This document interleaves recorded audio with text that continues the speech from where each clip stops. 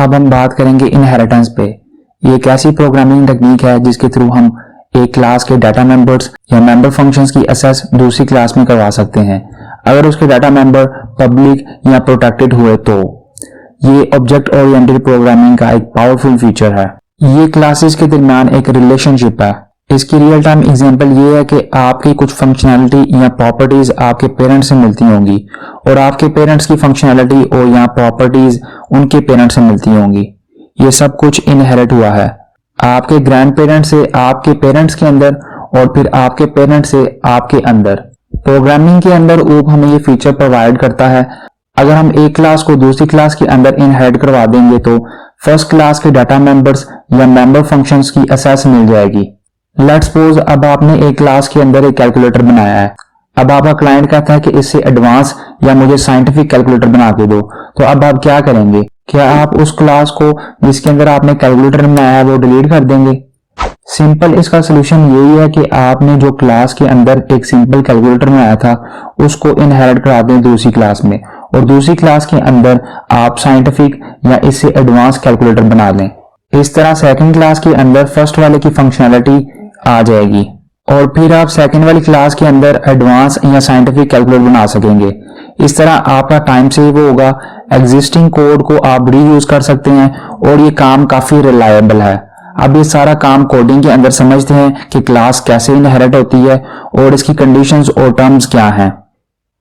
अब हम एक क्लास क्रिएट करते हैं पेरेंट के नाम से, जिसके अंदर ऐसा स्पेसिफायर हम पब्लिक यूज करेंगे। ये हमारा टर्मिनेटर है। उसके अंदर हम एक कंस्ट्रक्टर बनाते हैं पेरेंट,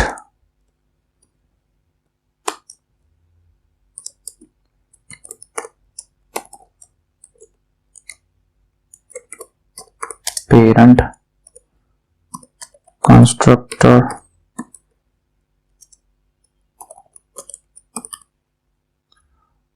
और इस क्लास को कॉपी करते हैं। एक हम और क्लास बनाते हैं चाइल्ड के नाम से। चाइल्ड इसका कंस्ट्रक्टर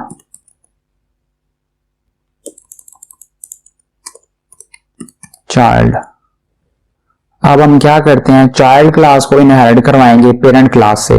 तो उसके लिए हमारा जो सा सिंटैक्स है वो ये होगा कि चाइल्ड क्लास के आगे हमें कोलन लगाना पड़ेगा, उसके बाद पब्लिक का कीवर्ड लगाना पड़ेगा, उसके बाद जिस क्लास से इनहेरिट करवाना है उसका नाम। अब हमने पेरेंट से करवाना है तो हम पेरेंट लिखेंगे पेरेंट। ये स्टेटमेंट लिखने से क्या हुआ है कि चाइल्ड क्लास को हमने इनहेरिट करवा दिया है पेरेंट क्लास से। अब हम मेन फंक्शन के अंदर आते हैं, पेरेंट का ऑब्जेक्ट क्रिएट करते हैं P1 और इसको रन करते हैं। तो अब क्या हुआ, सिंपल पेरेंट का ऑब्जेक्ट क्रिएट हुआ और कंस्ट्रक्टर कॉल हो गया। अब हम अगर यहां पे चाइल्ड का ऑब्जेक्ट क्रिएट करते हैं और अब इसको रन करते हैं तो इससे क्या हुआ, पहले पेरेंट का ऑब्जेक्ट क्रिएट हुआ उसके बाद चाइल्ड का ऑब्जेक्ट क्रिएट हुआ। वो क्यों हुआ? क्योंकि हमने यहाँ पे रिलेशनशिप बना दिया है दो क्लासेस के दरमियान, मतलब हमने इनहेरिटेंस करवा दिया। अब हम यहाँ पे एक फंक्शन क्रिएट करते हैं void फंक के नाम से और इसके अंदर हम लिख देते हैं पेरेंट फंक्शन।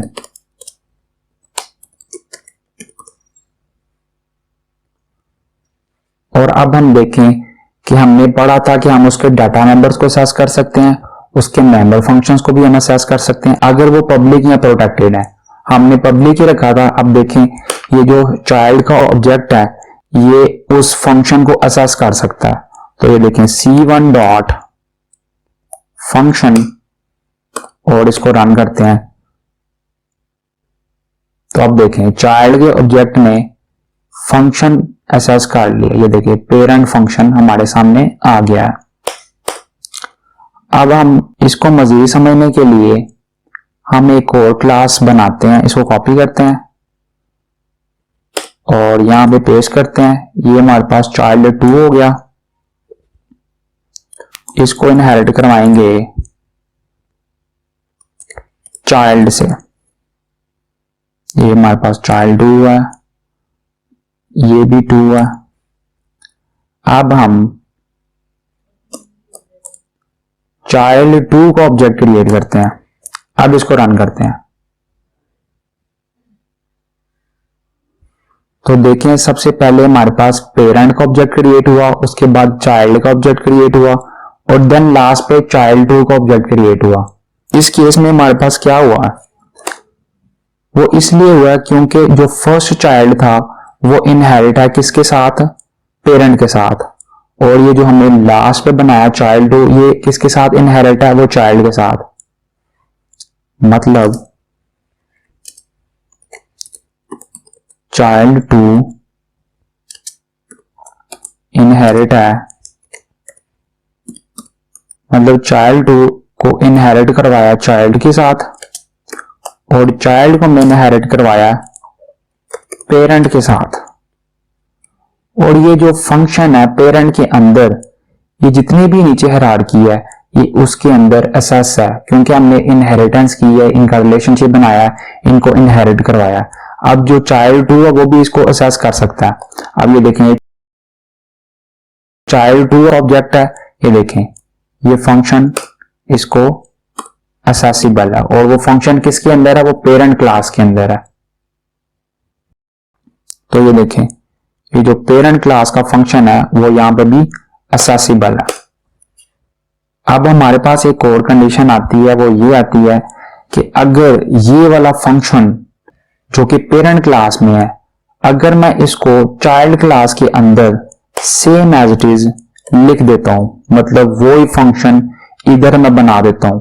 सेम फंक्शन से मुराद ये है कि फंक्शन की रिटर्न टाइप, फंक्शन का नेम, फंक्शन का जो पैरामीटर्स हैं उनमें ऑर्डर, डाटा टाइप्स और काउंट अगर सेम है तो इस काम को हम क्या कहते हैं, function overriding.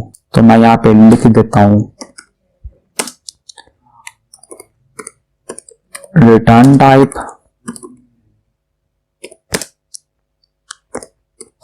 Function name parameters, parameters में आ जाते हैं उनका ऑर्डर, डाटा टाइप्स और उनका काउंट। अगर ये सेम है तो इस काम को हम कहते हैं फंक्शन ओवरराइडिंग।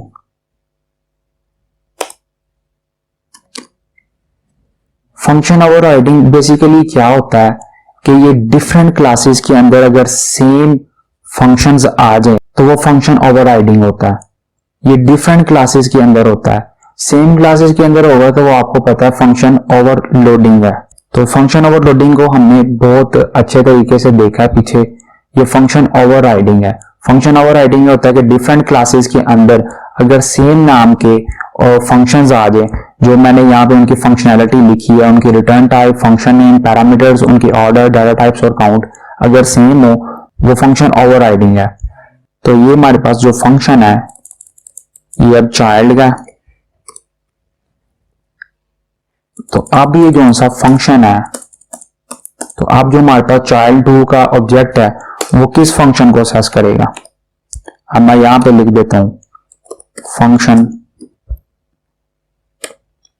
और अब इसको रन करता हूं तो क्या आप देखते हैं वो किसको असेस करता है।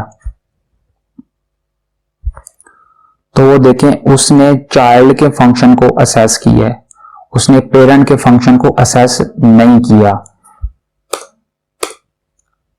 अब ये होगा इस सिनेरियो में ये है कि जो पेरेंट का जो फंक्शन है वो डाउन दी हायरार्की सबको असेस होगा कहां तक, जहां तक नेक्स्ट फंक्शन जो सेम फंक्शन है वो नहीं आ जाता। उससे नेक्स्ट फंक्शन यहां पे है तो यहां से ऑनवर्ड जो डाउनवर्ड हायरार्की होगी उसमें जो फंक्शन असेस होगा वो चाइल्ड का फंक्शन होगा, मतलब इसका फंक्शन होगा। इससे डाउनवर्ड जितने भी हमारे पास क्लासेस हैं जिनके साथ हमने इनहेरिटेंस की या रिलेशनशिप बनाया, उनके अंदर ये चाइल्ड का फंक्शन असेस होगा। इससे ऑनवर्ड जो अप है उसके ऊपर जितनी भी क्लासेस होंगी वो पेरेंट की क्लास का जो फंक्शन है वो असेसिबल होगा। ये जो फंक्शन ओवरराइडिंग होती है ये सिर्फ इनहेरिटेंस में होगी। अब अगर आप पेरेंट के फंक्शन को भी असेस करना चाहते हैं तो उसके लिए आपको करना पड़ेगा, आपको चाइल्ड क्लास के अंदर जाना पड़ेगा, जो फंक्शन है फंक्शन में जाके यहां पे जिस क्लास का फंक्शन है वो आपको उस क्लास का नाम लिखना पड़ेगा। पेरेंट है, पेरेंट के बाद उसके बाद हमें स्कोप रेजोल्यूशन ऑपरेटर लगाना पड़ेगा, मतलब 2 कोलन, इसको हम स्कोप रेजोल्यूशन ऑपरेटर भी कहते हैं। उसके बाद फंक्शन का नाम लिखना पड़ता है, फंक, और ये हमारे पास लास्ट पे टर्मिनेटर। अब ये देखें, अब हमने चाइल्ड 2 का ऑब्जेक्ट क्रिएट किया, तो अब हम फंक्शन को कॉल करते हैं, तो अब देखते हैं ये क्या रिजल्ट देता है हमें। तो अब देखिए उसने पेरेंट का जो फंक्शन है उसको भी असेस कर लिया, उसके बाद उसने चाइल्ड के फंक्शन को असेस किया।